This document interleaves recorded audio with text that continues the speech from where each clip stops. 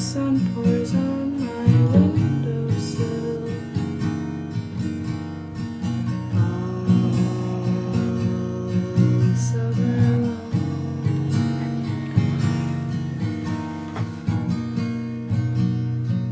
Laying by the daffodils. All summer long. A summer song, a summer song, a summer song, a summer song.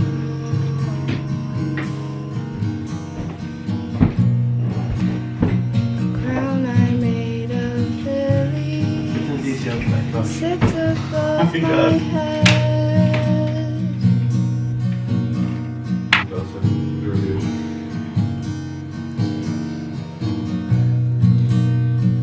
Friends I have you lent to me, but they fill up my empty bed.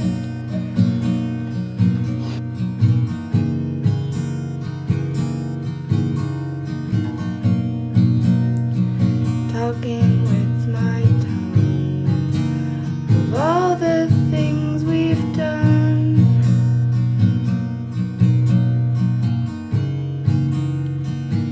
And our summer song,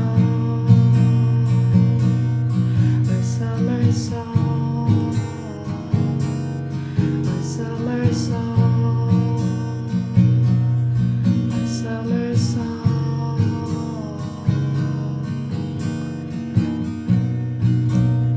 The growing trees, they sing to me,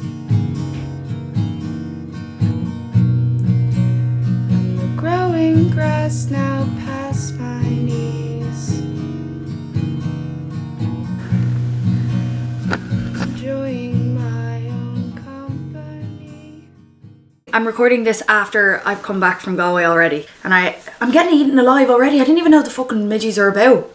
Yeah. The last podcast me and Eamon recorded was about how to stop hating yourself, and I think since I was talking more about the superficial things and kind of image-based self-esteem in terms of my exterior looks like body image and face. I feel like that sometimes is easier to cure, I guess, or to feel better about yourself. It's more rational, and it's like I have more to offer, so I shouldn't be thinking about this so much, when obviously it's harder for some people, but personally for me it's much easier to turn off those bad feelings, whereas I find it really hard to turn off the self-deprecating commentary about who I am as a person, my personality, my intelligence, whether people like me or not, which is so imprisoning. Whereas now, ever since putting up that podcast, I mean, it is like a therapy session, because once you start to talk about things out loud and you start to evaluate them in a rational sense, also while someone else is there, you can kind of see it from a different perspective. Now that I have a child on the way, especially having a daughter, you just want to be able to love yourself as much as possible so that you can influence that for your children. So I've been kind of bullying myself into self-acceptance. Like, if I have a negative thought about myself, I'd be like, don't be so stupid. It's literally a waste of time, isn't it? To a certain extent, I mean, to hold yourself accountable and always be striving for something a little bit better, how can you improve?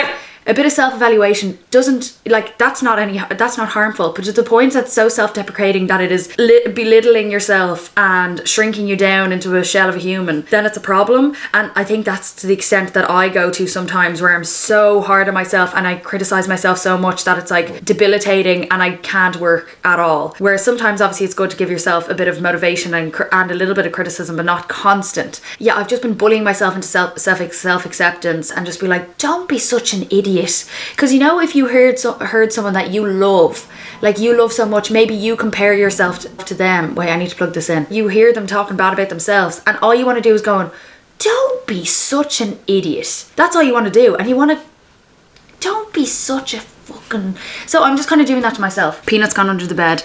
I saw her come out of my bed the other day. She has this... Sorry, where should I start the story? So Peanut has this bone, like all dogs do. They have a favourite bone. She has this bone from a lamb dinner from a few weeks ago, and she's only a tiny pup, so she can't make her way through it now. If that was Forrest, like, he would have had it swallowed whole up by now. But she has this favourite bone and she brings it around with her everywhere. What are you eating? Where did she get this stuff. Anyway, so she has a favourite bone. Yeah, Keelan, come on, get on with the story. It was missing for a few days and I was like, oh, I hope she didn't lose her bone. But then I was like, no, dogs sometimes like dig them in the garden or whatever and save them for later. Then I was in my room chilling out, doing some work. She comes out from under the bed.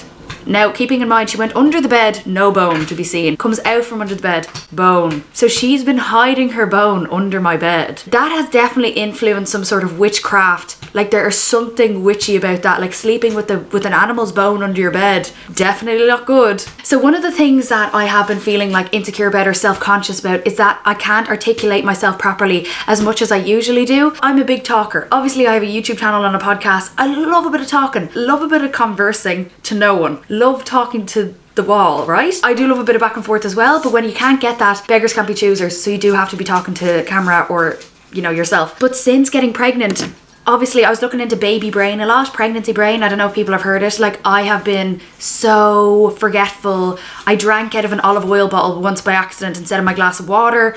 And it's stuff that's so frustrating because I was never like that. I've never lost a phone, never lost my keys, never lost a passport. Like I'm very much like, I need to be in control all the time, otherwise I will lose my shit. For the past while, it could literally be like Jason has asked me to clean a top for him. So I purposely put on a light wash and I've forgotten to put the top in. You know, real annoying things like that. I'm like, what the fuck is wrong with me?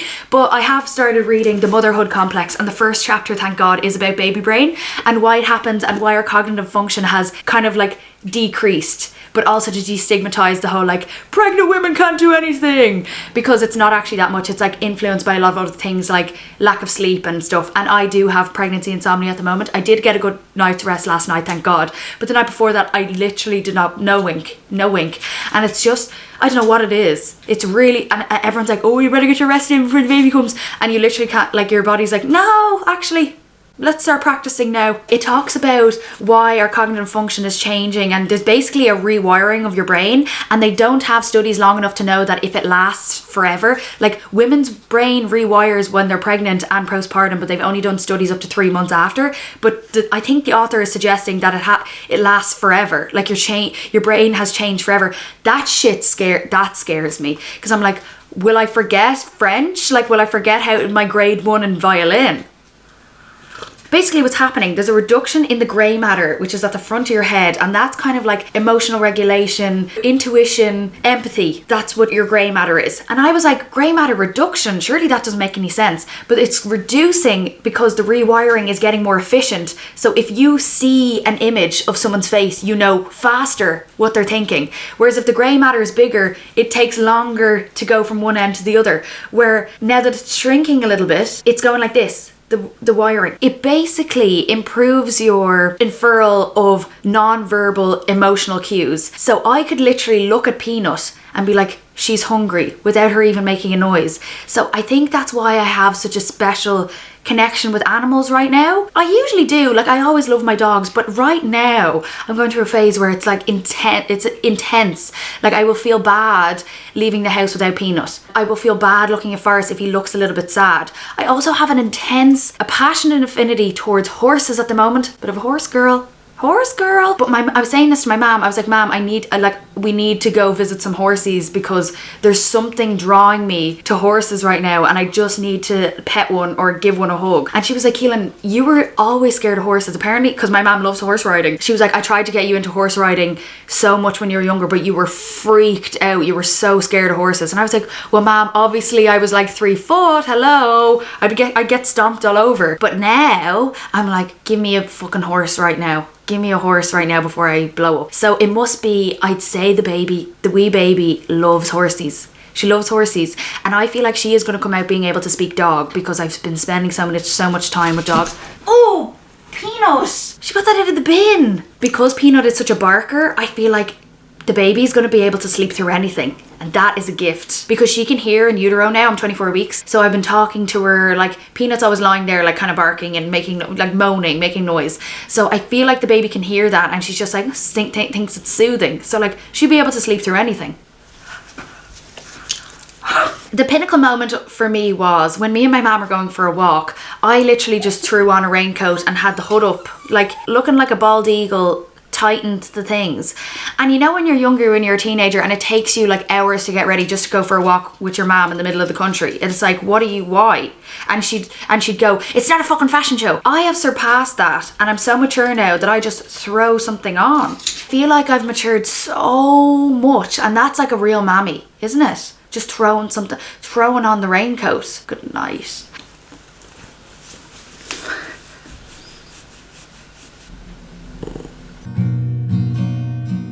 Enjoying my own company.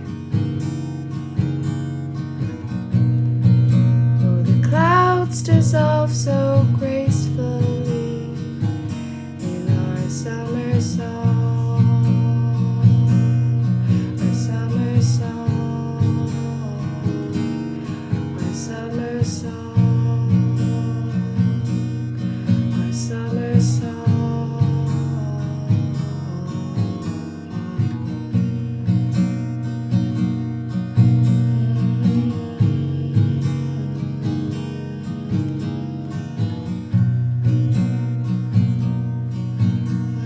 I'm in my granny's house for the weekend because it is my goddaughter's communion. Well, I was at her communion today. So I got to see a load of my cousins and my aunties and uncles who I haven't seen probably since Christmas. But my granny is actually in a nursing home. She's not even at the house, but since I've stayed here, it's been done up. This is usually the room that I always stay in, but it was much different than this. Now there's like a telly mounted to the wall and loads of nice like vintage furniture. And the main bathroom's been done up as well. And I love a done up bathroom. Like there's nothing better than taking a shite in a new bathroom. But I love coming to Galway, even though I used to be sent down when I was a child. I don't know if anyone else experienced this as well. I think it's actually common in families. Feels like I was sent down the most out of all of my siblings, but I could have just been making that up because it obviously was my own experience. As a child, you know, it feels like you're getting punished way more than your siblings, even if it's actually equal.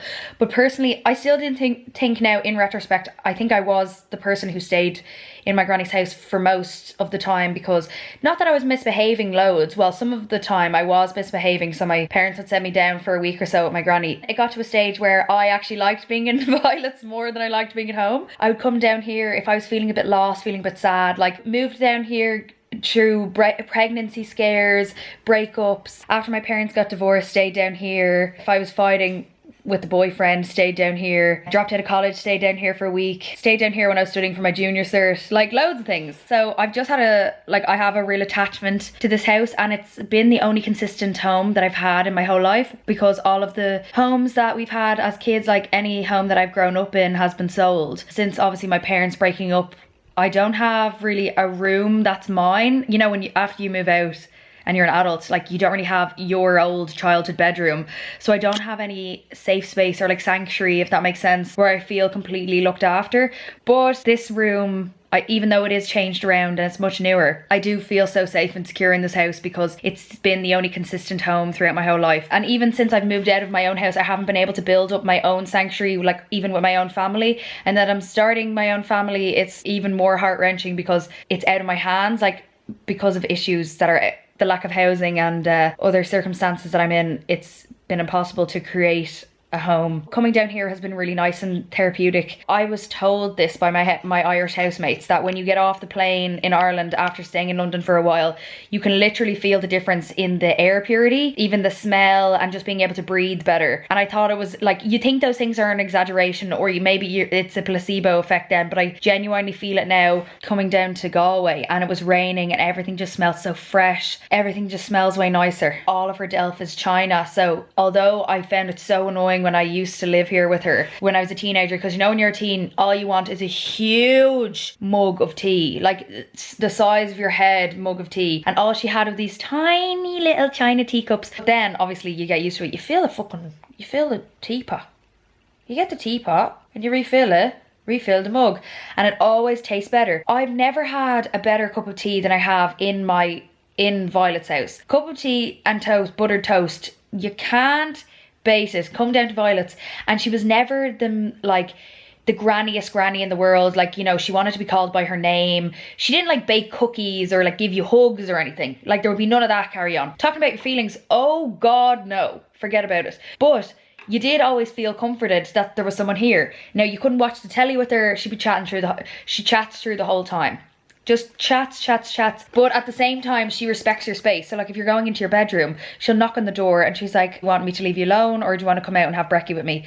And she'd be up at the crack of dawn, setting a table and have your brekkie ready for you in the morning. Whatever you wanted, it would be there. Might not be good now, but it would be there. She is in a nursing home, so it is a bit sadder coming, you know, it feels a bit more empty now. It's a bit scarier. With Violet, it kind of felt like it was haunted, but she was the ghost in the house, if you know what I mean. Whereas now it's like, oh god, there genuinely is, there could be someone in that wardrobe over there and I wouldn't know. But Forrest is such a good guard dog. Forrest is so good that he will get so worked up that he will actually start running at the door with his head forward to try ram it down. I think it's the type of breed he is, but he genuinely is like so protective that when my uncle came over earlier, he saw the car in the driveway and he tried to run out to like attack him. Yeah, we have to lock him in rooms if men ever come over, because when my mum was minding my granny before she went into the nursing home, she would always bring Forrest down with her. So Forrest like loves this house and he's really used to it, so he has become, it's his habitat. Yeah. So even if my uncles come over, he's like going to it. It's only men as well. He will attack any man that comes to the house. Like he does it in our house in Dublin as well.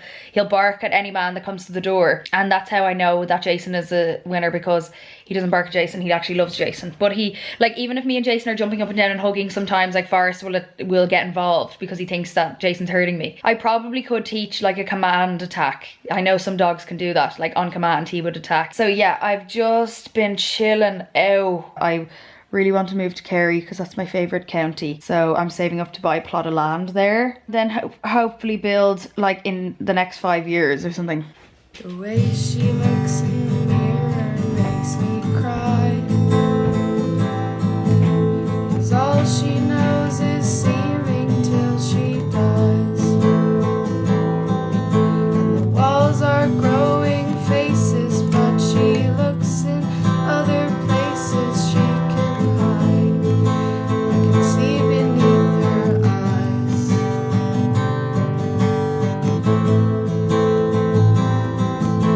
I see the man who keeps her up at night. I see the man pretending he's not frightened. I see the man with hands to hold. He's lingering 'cause he's on his own. See the man that no one else can see, and he's smiling back at me.